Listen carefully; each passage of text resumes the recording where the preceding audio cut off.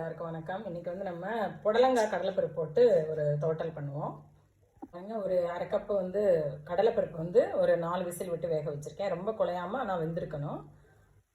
1 table spoon எண்ணெய் ஊற்றிருக்கோம், கடலை எண்ணெய். இதில் வந்து உளுத்தம் பருப்பு சேர்த்துக்கலாம் தாளிக்கிறதுக்கு. கடுகு கொஞ்சம் சேர்த்துக்கோங்க. ஒரு பெரிய வெங்காயம் சின்ன சைஸு, மீடியம் சைஸு, அதை கட் பண்ணி போட்டுக்காங்க. 2 பச்சை மிளகாய், அப்புறம் கொஞ்சம் கருவேப்பிலை சேர்த்துக்கோங்க. பாருங்கள், வெங்காயம் ஒரு 3/4 பதம் வந்துருச்சு. இப்போ வந்து நம்ம இந்த புடலங்காய் பாருங்கள், இந்த சைஸில் கட் பண்ணி வச்சுருக்கேன். 1 நிமிஷம் அப்படியே வதக்கிடுங்க. பாருங்கள், லைட்டாக வதங்கிடுச்சு. இப்போ மஞ்சள் பொடி சேர்த்துக்குவோம். ஒரு 1/4 டீஸ்பூன் மஞ்சள் பொடி சேர்த்துக்கோங்க.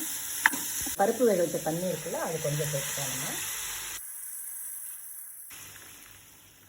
இப்போ இது தேவையான அளவுக்கு உப்பு சேர்த்துக்குவோம்.